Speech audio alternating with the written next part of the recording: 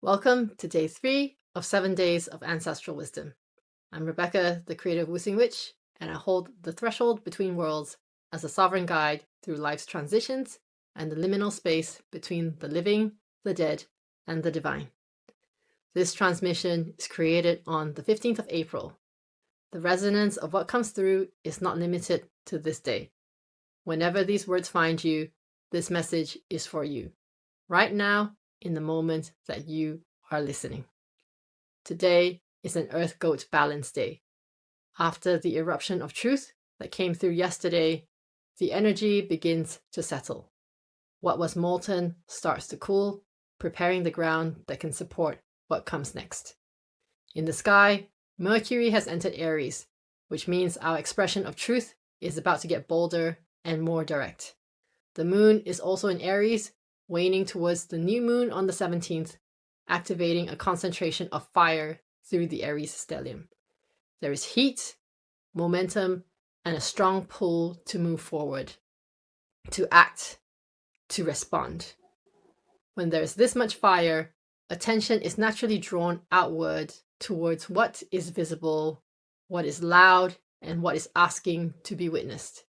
It becomes easy to orient yourself around what is happening in front of you and to follow the movement of that energy without questioning it. But on a balanced day, the adjustment is not made by following what is most obvious. It comes from noticing what has fallen outside of your awareness while your attention has been elsewhere. There's always something quieter, less visible, that carries weight in maintaining stability, even if it does not demand to be seen. Now, I was asked to share the wisdom of the ancestors through a story. And the story the ancestors have chosen, and I can't believe they picked this one, is the one that my father liked to tell about how the asshole became the boss. My father used to tell a story about the different parts of the body arguing over who should be the boss. The heart spoke about how life depended on it. The brain claimed authority over thought and decision. And the lungs reminded everyone that nothing continues without breath. Each body part made a case for their position.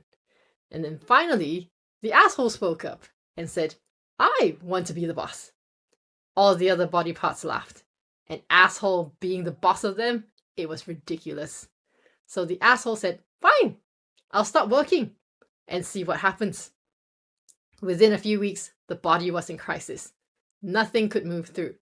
Everything that needed to be released was stuck. The parts that had argued for their own importance were now affected by what they had overlooked. And eventually, they recognized that their system could not function without it. And that is how the asshole became the boss. When my father told the story, it was a joke about how bosses are assholes. But the way it comes through in today's ancestral wisdom is more about function than humor. It's about what happens when parts of us are dismissed because they don't match with how we see ourselves in the light. Balance is not about elevating one part above another. And it's also not about making everything equal. It's about recognizing the role that each part plays, especially the ones that are easy to overlook because they are quiet, or ordinary, or not something that you would consciously identify with. Given the amount of fiery energy in the cosmos, the ancestors want to speak about the pitfalls when fire is extremely activated, especially in the fire horse year of fire-ruled period 9. Collectively, we are moving away from living in our heads towards moving from our hearts. There is a strong emphasis on yang movement and expression from the heart.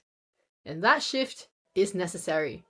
But if the movement stops at the heart without being grounded and integrated into the body, then it does not stabilize. It continues to move, to react, to seek expression without a vessel to hold it. And that energy cannot take form. This is where the pure yin earth energy of the earth goat comes in. Yin earth is Mother Earth energy. Earth energy digests, processes, and nourishes. It is what allows wisdom and experience to turn into form. rather than something that passes through without being absorbed. And this is where many of us are currently out of balance. There's a strong outward focus on movement, visibility, expression, and far less attention on whether the body has had the chance to process any of it. There is more being taken in than it can be integrated, more being expressed than has fully landed in the body first. This manifests as tension that stays in place, lingering fatigue, emotional responses that repeat without resolution. And when they are overlooked, they begin to affect everything else. In a year that is so heavily fueled by fire, it is easy to believe that more movement, more visibility, more expression is what is needed. But when fire is not contained, it does not create. It disperses. It moves too quickly to take form. Balance comes from recognizing what is not immediately visible and giving it the same level of attention as what is. Because without it, the vessel does not hold. Yesterday, the message was to celebrate the fullness of your life. Today, the adjustment is to recognize the parts of yourself that have not been included, the parts that have been set aside because they do not align with the version of yourself that you are moving towards. Those parts do not disappear. They continue to exist whether you acknowledge them or not. And when they are ignored for long enough, they will find a way to make themselves known. Sit with this today. What parts of you have you overlooked or dismissed because they do not fit with the image you have of yourself? And what changes when you recognize the role that they play? And what becomes possible when you allow them to be included rather than to be managed from a distance? Balance is not something you arrive at through thought or feeling alone. It has to be grounded in the body. What you recognize, you can work with. And what you continue to overlook will continue to run underneath you.